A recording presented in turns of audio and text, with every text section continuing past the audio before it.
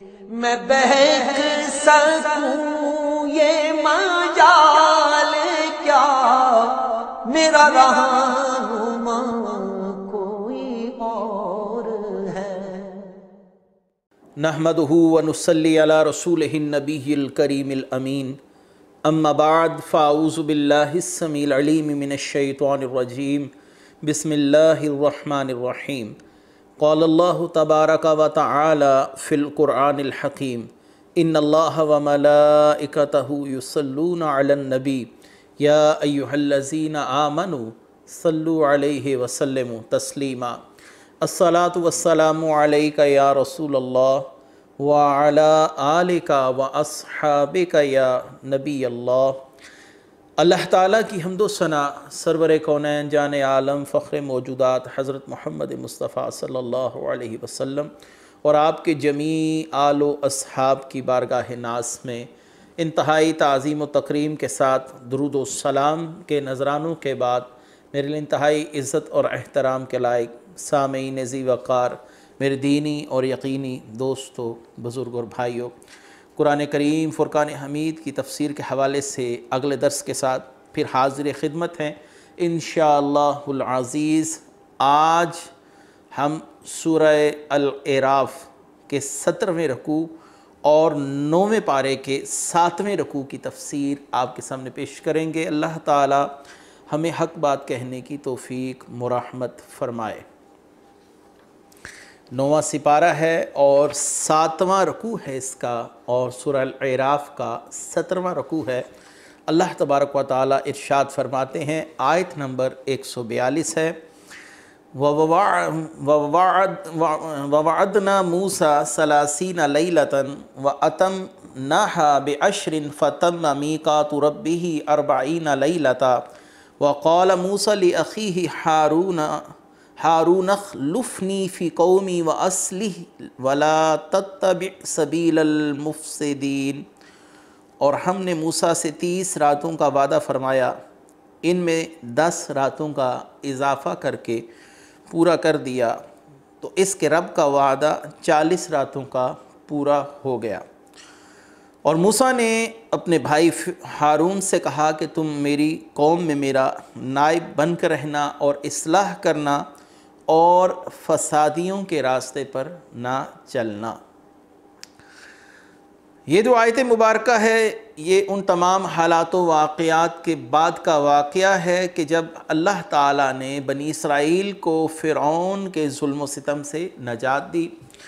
اب لازم تھا کہ بنی اسرائیل کے لیے ایک منشور حیات بھی ہو، حلال حرام کے احکامات بھی ہوں، اور دیگر حسن اعمال، حسن معاملت اور حسن معاشرت کے حوالے سے ان کو ایک منشور دیا جائے جس پر عمل کر کر وہ ایک کامیاب معاشرے کا قیام عمل میں لا سکیں۔ پہلا مقصد آزادی تھا، وہ ان کو حاصل ہوا۔ اب دوسرا مقصد ایک کامیاب زندگی کو لے کر چلنا، اور ظاہری سی بات ہے کامیاب زندگی کسی منشور حیات کے بغیر متوقع نہیں ہے یا اس کا وجود ممکن نہیں ہے۔ اللہ تعالیٰ نے اب بنی اسرائیل کے لیے ایک منشور حیات حضرت موسیٰ علیہ السلام کو دینا چاہا، تو اللہ تعالیٰ نے آپ کو کوہ طور پر طلب فرمایا، وَوَعَدْنَا مُوسَىٰ 30 لَيْلَةً وَأَتْمَمْنَاهَا بِعَشْرٍ فَتَمَّ مِيقَاتُ رَبِّهِ 40 لَيْلَةً۔ 30 دن ذوالقعدہ اسلامی لحاظ سے جو مہینہ ہے اس کے 30 دن تھے۔ آپ کو اللہ تعالیٰ نے حضرت موسیٰ علیہ السلام کو کوہ طور پر بلایا، 30 دن آپ نے روزے رکھے اور پاک اور طاہر ہو کر اللہ تبارک و تعالیٰ کی عبادت میں مشغول رہے۔ جب یہ 30 دن پورے ہوئے تو حضرت موسیٰ علیہ السلام کو اپنے دہن مبارک سے باوجہ روزہ ایک خاص قسم کی بو محسوس ہوئی، تو آپ نے اس کو دور کرنے کے لیے مسواک کا استعمال کیا۔ فرشتوں نے عرض کی کہ ہمیں آپ کے دہن مبارک سے بڑی ہی محبوب خوشبو آیا کرتی تھی، آپ نے مسواک کر کے اس کو ختم کر دیا ہے۔ اور اللہ تعالیٰ نے ماہ ذی الحج کے 10 روزے اور رکھنے کا حکم دیا، اور فرمایا موسیٰ کہ آپ کو معلوم نہیں کہ روزے دار کے منہ کی خوشبو میرے نزدیک مشک کی خوشبو سے زیادہ پاکیزہ اور پسندیدہ ہے۔ ہمارے ہاں بھی ذخیرہ حدیث میں ابھی یہ میرے سامنے آ رہی ہے، صحیح بخاری کی حدیث مبارکہ، رقم ہے 1894 1894، اور صحیح مسلم میں بھی یہ حدیث موجود ہے، حدیث کا نمبر ہے 1151۔ سنن ترمذی کے اندر بھی امام ترمذی نے اس روایت کو نقل فرمایا اور حدیث کا نمبر ہے 764۔ سنن نسائی، سنن ابو داؤد، سنن ابن ماجہ، مسند احمد اور موطا امام مالک، تقریباً تمام اہل سنت کی معتبر کتابوں میں یہ حدیث موجود ہے۔ رسول اللہ صلی اللہ علیہ وسلم کی اس حدیث کو روایت کر رہے ہیں سیدنا ابو ہریرہ رضی اللہ تعالی عنہ۔ نبی کریم صلی اللہ علیہ وسلم نے ارشاد فرمایا، روزہ ڈھال ہے، بس روزے میں روزہ دار بے حیائی کی بات نہ کرے اور نہ جاہلوں کی سی بات کرے۔ اگر کوئی مرد اس سے لڑے یا اس کو گالی دے تو اسے چاہیے کہ اس سے وہ 2 دفعہ کہہ دے کہ میں روزے دار ہوں، اس ذات کی قسم جس کے قبضہ قدرت میں میری جان ہے، روزے دار کے منہ کی بو ضرور اللہ کے نزدیک مشک کی خوشبو سے زیادہ پسندیدہ ہے۔ روزہ دار اپنے کھانے اور پینے کو اور اپنی شہوت کے تقاضوں کو میری وجہ سے ترک کر دیتا ہے، روزہ خاص میرے لیے ہے اور میں خود ہی اس کی جزا عطا کروں گا اور ہر نیکی کا اجر 10 گنا ہوگا۔ اس حدیث میں بھی آپ نے الفاظ سنے کہ رسول اللہ صلی اللہ علیہ وسلم نے فرمایا کہ روزے دار کے منہ سے آنے والی بو جو ہے وہ اللہ تعالیٰ کی بارگاہ میں مشک کی خوشبو سے زیادہ پسندیدہ ہے۔ لہٰذا حضرت موسیٰ علیہ السلام کو مزید 10 دن روزے رکھنے کا حکم دیا گیا اور اللہ تبارک و تعالیٰ نے آپ کو 40 دن مکمل کروائے، اور آپ جب تشریف لے کر جا رہے تھے کوہ طور پر، وَقَالَ مُوسَىٰ لِأَخِيهِ هَارُونَ اخْلُفْنِي فِي قَوْمِي وَأَصْلِحْ لَا تَتَّبِعْ سَبِيلَ الْمُفْسِدِينَ۔ تو آپ نے اپنے بھائی کو کچھ نصیحتیں فرمائی، میرے بعد میری قوم کا خیال رکھنا، اعتقادی طور پر اور عملی طور پر ان کی اصلاح کرتے رہنا، وَلَا تَتَّبِعْ سَبِيلَ الْمُفْسِدِينَ، اور فسادیوں کے راستے پر نہ چلنا۔ اگرچہ یہ خطاب حضرت موسیٰ علیہ السلام سے ہے، لیکن اس سے مراد آپ کی امت ہے، کیونکہ نبی کبھی بھی کسی فسادی کے راستے پر یا اللہ کی نافرمانی کے راستے پر نہیں چلتا۔ نبی معصوم ہے، اعلان نبوت سے پہلے بھی اور اعلان نبوت کے بعد بھی۔ بہت سے ایسے امور جن کو بعض لوگ گناہ سے تعبیر کرتے ہیں انبیاء علیہ السلام کی طرف جن کی نسبت کی جاتی ہے، وہ بظاہر مشابہ ہوتے ہیں گناہوں کے، لیکن حقیقت حال کو اگر غور و فکر سے دیکھا جائے تو وہ معاملہ گناہ نہیں کہلواتا۔ ہاں بعض اوقات ظاہری اور صوری مشابہت کی بنا پر اس گناہ جیسے معاملے کا اطلاق کر دیا جاتا ہے، لیکن حقیقتاً وہ گناہ ہوتا نہیں ہے۔ ایک مثال یہاں پر دوں گا، حضرت آدم علیہ السلام کے لیے اللہ نے قرآن میں فرمایا فَنَسِيَ وَلَمْ نَجِدْ لَهُ عَزْمًا، آدم علیہ السلام بھول گئے تھے۔ اب ظاہری سی بات ہے کہ بھولنا کوئی گناہ تو نہیں ہے، انسان کی فطرت میں، انسان کی زندگی کا ایک حصہ ہے، انسان کے ساتھ یہ معاملات بھی ہیں، یہ اس کا اختیار تو نہیں کہ وہ کسی چیز کو نہ بھولے۔ بھول چوک ایک انسان سے ہونے والا ایک فطری تقاضا ہے،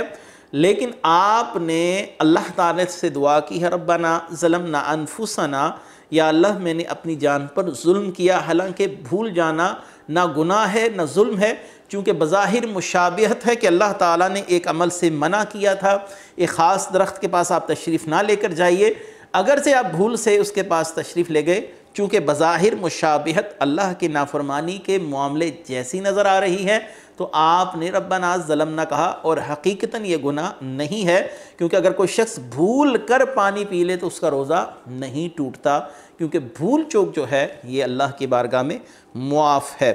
بہرحال حضرت موسیٰ علیہ السلام نے حضرت ہارون علیہ السلام سے جو اصلاح اور صحیح راستے پہ چلنے کا فرمایا، وہ در حقیقت آپ کے واسطے سے بنی اسرائیل سے خطاب تھا، ورنہ انبیاء علیہ السلام فسادیوں کے راستے پر چلنے سے معصوم ہے، اور کسی نبی کو فسادی کہنا یا فساد کے راستے پر چلنے والا کہنا یہ انسان کے ایمان کے لیے خطرے کا سبب ہو سکتا ہے۔ کسی نبی کی طرف کسی گناہ کو، کسی فساد کو، کسی قباحت کو، کسی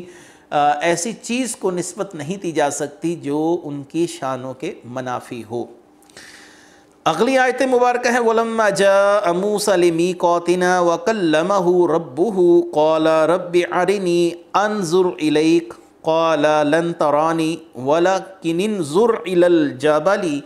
فَإِنِ اسْتَقَرَّ مَكَانُهُ فَسَوْفَ تَرَانِي فَلَمَّا تَجَلَّى رَبُّهُ لِلْجَبَلِ جَعَلَهُ دَكًّا وَخَرَّ مُوسَىٰ صَعِقًا فَلَمَّا أَفَاقَ قَالَ سُبْحَانَكَ تُبْتُ إِلَيْكَ وَأَنَا أَوَّلُ الْمُؤْمِنِينَ۔ اور جب موسیٰ ہمارے وعدے کے مطابق وعدے کے وقت پر حاضر ہوا اور اس کے رب نے اس سے کلام فرمایا تو اس نے عرض کی اے میرے رب مجھے اپنا جلوہ دکھا تاکہ میں تیرا دیدار کر لوں۔ اللہ نے فرمایا تو مجھے ہرگز نہ دیکھ سکے گا، البتہ اس پہاڑ کی طرف دیکھ، یہ اگر اپنی جگہ پر ٹھہرا رہا تو ان قریب تو مجھے دیکھ لے گا۔ جب اس کے رب نے پہاڑ پر اپنا نور چمکایا تو اسے پاش پاش کر دیا اور موسیٰ بے ہوش ہو کر گر گئے۔ پھر جب ہوش آیا تو عرض کی تو پاک ہے، میں تیری طرف رجوع لایا اور میں سب سے پہلا مسلمان ہوں۔ حضرت موسیٰ علیہ السلام نے اللہ تعالیٰ سے کلام فرمایا اور اس کلام کی جو کیفیات مفسرین کرام نے اپنی تفسیر میں بیان فرمائی ہیں وہ کچھ یوں ہے کہ حضرت موسیٰ علیہ السلام پر ایک بادل کو نازل کیا گیا، اس پہاڑ کے اوپر ایک بادل پھیل گیا اور اس بادل کے 12 میل دور تک اللہ تبارک و تعالیٰ نے شیاطین، زمین کے جانور، حتیٰ کہ ساتھ رہنے والے فرشتوں کو بھی جدا کر دیا۔ 12 میل تک دور تک کوئی شے بھی وہاں پر موجود نہیں تھی۔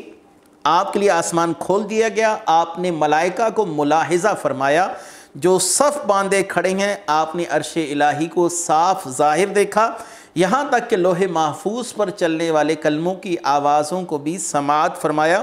اللہ نے آپ سے اپنا کلام قدیم فرمایا اور اللہ تبارک و تعالیٰ نے حضرت موسیٰ سے جو کلام فرمایا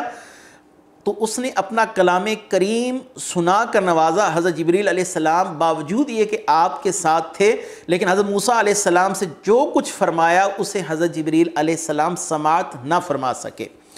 حضرت موسیٰ علیہ السلام کو کلام ربانی کی لذت نے حضرت موسیٰ کے لیے جو کہا جاتا ہے کہ آپ نے اللہ تعالیٰ کے دیدار کی طلب کیوں کی، اب اس کا جواب یہ ہے کہ اللہ تعالیٰ سے آپ کو کلام کی وہ لذت حاصل ہوئی کہ آپ اللہ تعالیٰ کی محبت میں اس کے دیدار کا تقاضا کر چکے۔ یعنی یہ محبت کا وہ معاملہ ہے جس میں انسان بے اختیاری طور پر ایک چیز کا مطالبہ کیا ہے، یا باری تعالیٰ مجھے اپنی بارگاہ سے یہ انعام بھی دے کہ میں تیرا دیدار کر سکوں۔ بہت سے سوالات ہیں اس مقام پر معتزلہ کے، یہ گمراہ کن ایک فرقہ گزرا جن کا نظریہ یہ ہے کہ اللہ تعالیٰ کا دیدار ممکن نہیں ہے، اور وہ اسی آیت سے دلیل پکڑتے ہیں اور اہل سنت کے خلاف حجت اتمام کرنے کی کوشش کرتے ہیں۔ لیکن یہاں اس آیت سے دلیل پکڑنا کسی صورت بھی ٹھیک نہیں ہے، کیونکہ اللہ تبارک و تعالیٰ نے حضرت موسیٰ علیہ السلام سے یہ نہیں فرمایا تھا کہ آپ مجھے کبھی بھی نہیں دیکھ سکتے، فرمایا تم مجھے اس وقت نہیں دیکھ سکتے، اور رسول اللہ صلی اللہ علیہ وآلہ وسلم نے فرمایا کہ قیامت کے دن اللہ تبارک و تعالیٰ کو تم ایسے دیکھو گے جیسے تم 14ویں رات کے چاند کو بالکل سامنے دیکھتے ہو۔ یعنی اللہ تعالیٰ کا دیدار تو ممکن ہے لیکن اس دنیا میں نہیں دیکھا جا سکتا۔ پھر حضرت موسیٰ نے خواہش کیوں کی ایک ناممکن کام کی، تو میں نے بتا دیا یہ خواہش اللہ تعالیٰ کی محبت میں خود بے رفتگی کی جو عالم ہے جس کے اندر انسان اپنے آپ پر کنٹرول نہ رکھ سکے اور محبت کے اس مقام پر چلا جائے کہ وہ اللہ تبارک و تعالیٰ سے ایک ایسی چیز کا تقاضا کر رہے ہیں جو ان کے لیے دیکھی نہیں جا سکتی یا جس کو وہ دیکھ نہیں سکتے، اللہ تعالیٰ سے انہوں نے اس چیز کا تقاضا کر دیا۔ اللہ تبارک و تعالیٰ نے فرمایا کہ لن ترانی، آپ مجھے نہیں دیکھ سکتے، یعنی آپ میں اتنی قوت نہیں ہے۔ یہاں پر ایک سوال اور کھڑا ہوگا کہ اللہ تعالیٰ سے یہ کیا بعید ہے کہ حضرت موسیٰ علیہ السلام کو اگر کانوں سے اپنا کلام سنوا دیا تو آنکھوں کو اتنی قدرت عطا فرما دیتا یا اتنی طاقت عطا فرما دیتا، اتنی استطاعت عطا فرما دیتا کہ وہ اللہ تعالیٰ کو دیکھ بھی لیتے۔ تو اس کا جواب یہ ہے کہ یہ منصب خصوصاً رسول اللہ صلی اللہ علیہ وسلم کے ساتھ خاص ہے۔ اللہ تعالیٰ نے یہ اپنے محبوب کریم صلی اللہ علیہ وآلہ وسلم کے لیے خاص رکھا۔ اللہ تعالیٰ نے اپنے محبوب صلی اللہ علیہ وسلم کو چونکہ اپنا دیدار کروانا تھا اور اس شرف میں آپ کو یکتا رکھنا تھا، اس لیے حضرت موسیٰ علیہ السلام کو اپنا دیدار نہ کروایا۔ حضرت ابن عباس کی حدیث مبارکہ ہے، سنن ترمذی کی حدیث 3636 نمبر۔ اللہ تبارک و تعالیٰ کے محبوب حضرت محمد صلی اللہ علیہ وآلہ وسلم کہ صحابہ اکرام آپ کا انتظار فرما رہے ہیں۔ جب آپ صلی اللہ علیہ وسلم تشریف لائے تو آپ نے سماعت فرمایا کہ صحابہ اکرام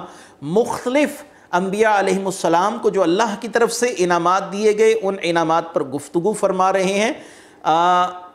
آپ صلی اللہ علیہ وآلہ وسلم کے صحابہ کیا گفتگو کر رہے ہیں؟ اللہ تعالیٰ نے اپنی مخلوق میں کسی کو خلیل بنایا تو ابراہیم علیہ السلام کو خلیل بنایا،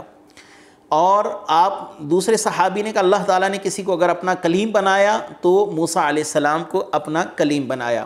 حضرت عیسیٰ علیہ السلام کو اللہ تعالیٰ نے اپنی روح کا خطاب عطا فرمایا، روح اللہ ہیں۔ حضرت آدم علیہ السلام کو فضیلت عطا فرمائی، اور رسول اللہ صلی اللہ علیہ وآلہ وسلم نے جب یہ سماعت فرمایا تو آپ نے فرمایا ابراہیم علیہ السلام بالکل ایسے ہی ہیں جیسا کہ تم فرما رہے ہو۔ موسیٰ علیہ السلام اللہ تعالیٰ سے مناجات کرنے والے ہیں، اور عیسیٰ علیہ السلام اللہ تعالیٰ کی پسندیدہ روح ہیں اور اس کا کلمہ ہے، وہ ایسے ہی ہیں۔ آدم علیہ السلام اللہ کے برگزیدہ ہیں اور ایسے ہی ہیں۔ اور سنو میں اللہ کا محبوب ہوں اور مجھے اس بات پر فخر نہیں ہے۔ اور ایک روایت کے الفاظ ہیں سنن دارمی میں، اللہ تعالیٰ نے مجھے اپنے دیدار سے مشرف فرمایا۔ تو آپ صلی اللہ علیہ وسلم نے اس بات کو تمام انبیاء علیہم السلام پر بطور فوقیت بیان فرمایا کہ تمام انبیاء کو اللہ نے یہ شرف دیا، لیکن مجھ محمد کو اللہ تعالیٰ نے اپنا دیدار کروایا۔ تو معلوم ہوا کہ دیدار ایک ایسی انفرادی خصوصیت تھی جو صرف اس ذات کے لیے مختص کی جا چکی تھی، جس کے لیے قرآن نے کہا ما زاغ البصر وما طغى، کہ نہ ان کی آنکھ دوسری طرف مائل ہوئی نہ حد سے متجاوز ہوئی۔ تو حضرت موسیٰ علیہ السلام نے محبت میں خود رفتگی کے عالم میں یہ بات فرما دی، یا اللہ میں تجھے دیکھنا چاہتا ہوں، اور اللہ تبارک و تعالیٰ نے لن اوریا کا نہیں فرمایا کہ تم مجھے کبھی بھی نہیں دیکھ سکتے، فرمایا لن ترانی، آپ مجھے ہرگز نہیں دیکھ سکتے، اور اس میں لن میں ہمیشگی نہیں ہے کہ آپ مجھے ہمیشہ نہیں دیکھ سکیں گے۔ اس کا مطلب یہ خاص وقت کی صورتحال ہے جس پر اللہ تعالیٰ نے نہیں وارد فرمائی کہ آپ مجھے اس وقت نہیں دیکھ سکتے، نہیں تو قیامت کے دن تو اللہ تبارک و تعالیٰ کو دیکھا جا سکتا ہے۔ یہاں پر ایک سوال یہ ہے کہ حضرت موسیٰ علیہ السلام نے اللہ تعالیٰ سے دعا کی، اللہ تعالیٰ سے طلب کی، یا اللہ مجھے اپنا آپ دکھا، اور ہر نبی مستجاب الدعوات ہے، جیسا کہ سنن ترمذی میں بھی ہے، حدیث کا نمبر ہے 2154۔ تو پھر اللہ تعالیٰ نے حضرت موسیٰ علیہ السلام کو اپنا دیدار کیوں نہ کروایا؟ کیونکہ ہر نبی مستجاب الدعوات ہے، جب انہوں نے اللہ سے دعا کی دیکھنے کی تو پھر یہ دعا پوری کیوں نہ کی گئی؟ بلکہ اللہ نے ولی کے لیے فرمایا لَإِن سَأَلَنِي لَأُوتِيَنَّ، اگر مجھ سے میرا ولی سوال کرے تو میں ضرور بر ضرور اسے عطا کرتا ہوں۔ تو پھر یہاں پر حضرت موسیٰ علیہ السلام کی جو طلب ہے اس کو پورا کیوں نہ کیا گیا؟ تو ہم کہتے ہیں طلب پوری ہوئی ہے، لیکن وقت کا انتخاب وہ اللہ تعالیٰ کی طرف سے مقرر کیا گیا۔ میں آگے بھی کئی بار یہ بات عرض کر چکا، اللہ تعالیٰ کی بارگاہ میں حضرت ابراہیم نے دعا کی، یا باری تعالیٰ ان میں وہ رسول بھیج جو تیری آیات ان پر پڑھے۔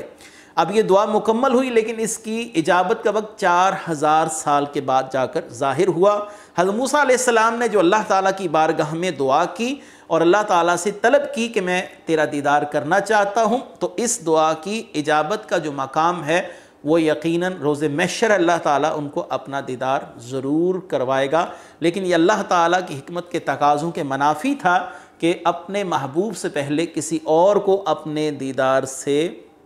مشرف کرے۔ آگے آتے ہیں، پھر کیا ہوا؟ اللہ تعالیٰ نے ایک تجلی اس پہاڑ پر ڈالی۔ یہ تجلی کی مقدار کیا تھی؟ نبی کریم صلی اللہ علیہ وآلہ وسلم نے اپنی 2 انگلیوں سے ایک حلقہ بنایا، ایسے جیسے ہم چھوٹا سا 2 انگلیوں کو اس طریقے سے جوڑتے ہیں اور کسی بہت چھوٹی چیز کی طرف اشارہ کرتے ہیں، تو آپ حضرت انس فرماتے ہیں رسول اللہ صلی اللہ علیہ وسلم نے اس طرح 2 انگلیوں کا ایک حلقہ بنایا، اور یعنی بہت معمولی سا، جس طرح ہم کہتے ہیں یہ بہت معمولی سی چیز ہے، تو فلما تجلی ربہ للجبل جعلہ دقا، آپ صلی اللہ علیہ وسلم نے یہ آیت تلاوت فرمائی اور آپ صلی اللہ علیہ وآلہ وسلم نے اس طرح اشارہ فرمایا، یعنی اتنی مقدار میں تجلی پڑی اور پہاڑ زمین کے اندر دھنس گیا،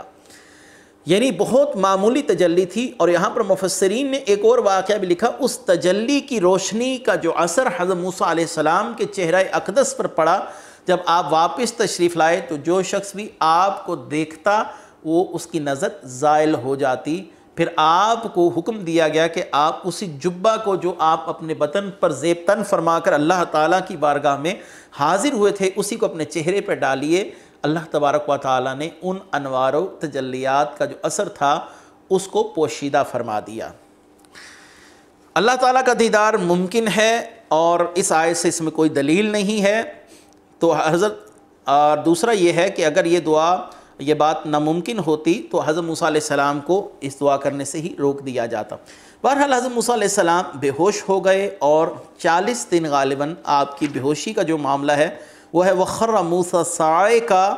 اور پھر حضرت موسیٰ علیہ السلام بے ہوش ہو گئے۔ جب ہوش آیا تو فرمایا افاق قال سبحانک تبت الیک وانا اول المؤمنین، موسیٰ بے ہوش ہو کر گر گئے۔ جب ہوش آیا تو عرض کی تو پاک ہے، میں تیری طرف روح چلایا، میں سب سے پہلا مسلمان ہوں۔ تو یہاں پر حضرت موسیٰ علیہ السلام کا انی تبت الیک قال سبحانک تبت الیک، یا باری تعالیٰ میں نے ایک ایسی خواہش کی جس کی حکمت سے آگاہ نہیں تھا، جس کی حکمت تو ہی جاننے والا ہے، میں ایسی خواہش سے توبہ کرتا ہوں جس کی حکمتوں کو نہ جانتا ہوں۔ یہ کوئی گناہ نہیں،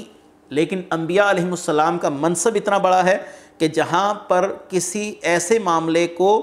جو خلاف اولا ہو اس پر بھی انبیاء علیہ السلام اللہ کی بارگاہ میں توبہ کرتے ہیں۔ فی نفسی وہ عمل برا نہیں ہوتا، لیکن بہتر اور بہترین والی بات ہوتی ہے۔ یہ یہاں پر یاد رکھیے، اللہ تعالیٰ نے اپنے محبوب نبی حضرت موسیٰ علیہ السلام کو کیا کہہ کر تسلی فرمائی؟ قال یا موسیٰ انی اصطفیتک علی الناس برسالتی و بکلامی فخذ ما آتیتک وکن من الشاکرین۔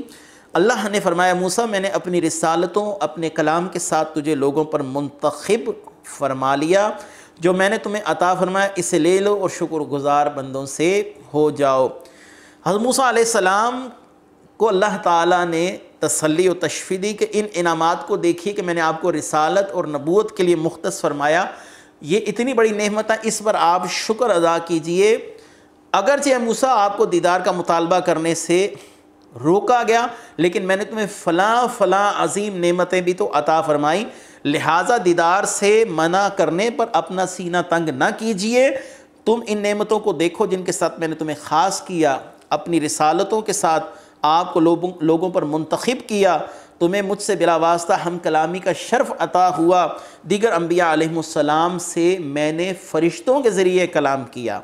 تو میں نے آپ کو اپنے کلام کے لیے منتخب فرمایا، آپ کو رسالت سے سرفراز فرمایا، آپ کو یہ شرف حاصل ہے، لہذا سینہ تنگ نہ کیجئے، جو آپ کو ملا اس پر اللہ تعالیٰ کا شکر ادا کیجئے۔ وَكَتَبْنَا لَهُ فِي الْأَلْوَاحِ مِنْ كُلِّ شَيْءٍ مَوْعِظَةً وَتَفْصِيلًا لِكُلِّ شَيْءٍ فَخُذْهَا بِقُوَّةٍ وَأْمُرْ قَوْمَكَ يَأْخُذُوا بِأَحْسَنِهَا سَأُرِيكُمْ دَارَ الْفَاسِقِينَ۔ اور اللہ تعالیٰ نے فرمایا کہ اور ہم نے اس کے لیے تورات کی تختیوں میں ہر چیز کی نصیحت اور ہر چیز کی تفصیل لکھ دی، اسے مضبوطی سے پکڑ لو اور اپنی قوم کو حکم دو کہ وہ اس کی اچھی باتیں اختیار کریں، ان قریب میں تمہیں نافرمانوں کا گھر دکھاؤں گا۔ عبداللہ بن عباس رضی اللہ تعالیٰ عنہ کی تفسیر ہے وَكَتَبْنَا لَهُ فِي الْأَلْوَاحِ سے مراد وہ تختیاں ہیں جو زبرجد یا زمرد کے پتھروں سے بنائی گئی تھیں یا بنی ہوئی تھیں،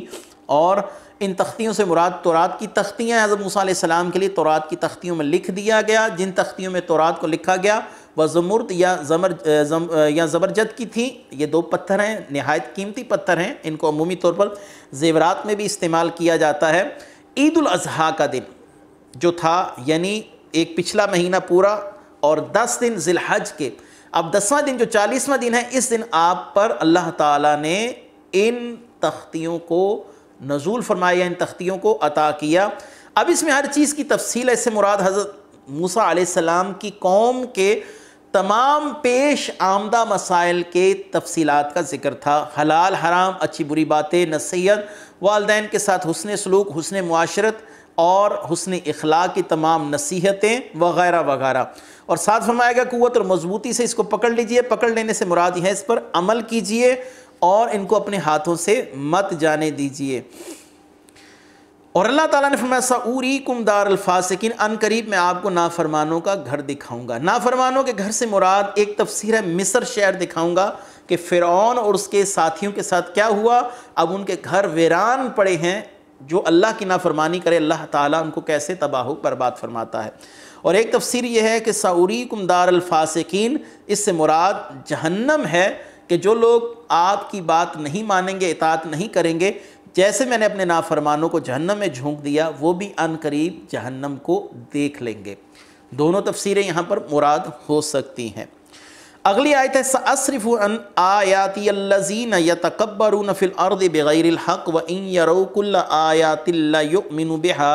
وَإِنْ يَرَوْا سَبِيلَ الرُّشْدِ لَا يَتَّخِذُوهُ سَبِيلًا وَإِنْ يَرَوْا سَبِيلَ الْغَيِّ يَتَّخِذُوهُ سَبِيلًا ذَلِكَ بِأَنَّهُمْ كَذَّبُوا بِآيَاتِنَا وَكَانُوا عَنْهَا غَافِلِينَ وَالَّذِينَ كَذَّبُوا بِآيَاتِنَا وَلِقَاءِ الْآخِرَةِ حَبِطَتْ أَعْمَالُهُمْ هَلْ يُجْزَوْنَ إِلَّا مَا كَانُوا يَعْمَلُونَ۔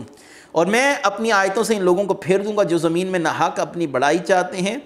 اگر وہ سب نشانیاں دیکھ لیں تو بھی ان پر ایمان نہیں لاتے، اگر وہ ہدایت کی راہ دیکھ لیں تو اسے اپنا راستہ نہیں بناتے، اگر گمراہی کا راستہ دیکھ لیں تو اسے اپنا راستہ بنا لیتے ہیں۔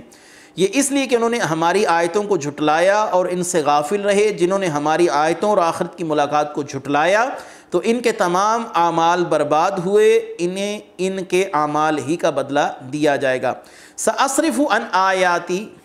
میں اپنی آیتوں سے پھیر دوں گا۔ مفسرین کرام نے اس کا مطلب یہ بیان کیا، اس کا معنی یہ ہے کہ جو لوگ میرے بندوں پر غرور کرتے ہیں، میرے اولیاء سے جھگڑتے ہیں، تو میں ان کے دلوں کو مہر لگا دوں گا تاکہ وہ نصیحت قبول نہ کریں اور ان کے دل میں اللہ تعالیٰ کے دین کی حقانیت داخل نہ ہو سکے۔ یہ ان کے اس جرم کی سزا ہے کہ انہیں اس ہدایت سے محروم کر دیا گیا، انہیں تکبر کی سزا ملی۔ تکبر دیکھیے تین قسم کا ہے، ایک اللہ کے مقابلے پر تکبر کرنا جیسے فرعون نمرود نے کیا اور خدائی کا دعویٰ کیا، دوسرا تکبر یہ ہے کہ اللہ کے رسول کے مقابلے میں کیا، جیسے کفار مکہ نے کہا ہم آپ جیسے ہی بشر ہیں، ہم آپ کی اطاعت نہیں کر سکتے، اور تیسرا تکبر وہ جو عام آدمی کے مقابلے پر انسان کرے، اسے اپنے سے حقیر جانے۔ اللہ اور اس کے رسول کے مقابلے پر تکبر کرنا یہ کفر ہے، اور کسی عام انسان کو اپنے سے حقیر سمجھنا اور خود کو سے اعلیٰ اور فضل سمجھنا یہ گناہ کبیرہ ہے۔ اللہ تعالیٰ نے یہاں پر متکبرین کے لیے راستہ بند کر دیا، ان پر ان کے دلوں پر مہر لگا دی کہ اے محبوب صلی اللہ علیہ وسلم جو تکبر کرتے ہیں وہ دیکھیں گے کہ میں ان کے ساتھ کیا معاملہ کرتا ہوں۔ اور جنہوں نے ہماری آیتیں اور آخرت کے دربار کو جھٹلایا، ان سب کا کیا دھرا اکارت گیا، یعنی کفار جتنی مرضی نیکیاں کر لیں، مشرقین جتنی مرضی نیکیاں کر لیں، عقیدے میں چونکہ حسن نہیں ہے، اطاعت رسول نہیں ہے، اللہ تعالیٰ ان کی کسی نیکی کو قبول نہیں کرے گا۔ نیکی ایک فرع ہے اور اصل جو ہے وہ ایمان ہے، اگر کسی میں اصل ہی نہ پایا جائے تو پھر اس کی نیکی کا کیا معاملہ۔ اسی لیے ہمارے اکابرین نے پہلے عقیدے کی اصلاح پر زور دیا ہے، اس کے بعد عمل کی اصلاح کا معاملہ آتا ہے۔ جس کا عقیدہ ہی صحیح نہ ہو تو اس کا عمل اللہ کی بارگاہ میں کیسے قبول ہو سکتا ہے، چاہے وہ 100 لوگوں کو روز کھانا ہی کیوں نہ کھلائے، لیکن چونکہ اس نے اب اطاعت رسول اور اللہ تعالیٰ کی اطاعت سے روگردانی کر رکھی ہے، اس کا یہ عمل اللہ کی بارگاہ میں شرف قبولیت نہیں پائے گا۔ تو یہ تھے وہ تمام حالات و واقعات جو حضرت موسیٰ علیہ السلام کے حوالے سے پہاڑ پر اللہ تعالیٰ کی دار اور پھر آپ کو تورات جو تھی وہ عطا کی گئیں۔ دیگر حالات و واقعات کے ساتھ اگلی آیات کے ساتھ انشاءاللہ پھر حاضر خدمت ہوں گے۔ جو کہا اللہ تعالیٰ سے قبول فرمائے۔ وآخر دعوانا ان الحمدللہ رب العالمین۔ میں بہک سکوں یہ مجال کیا میرا رہنما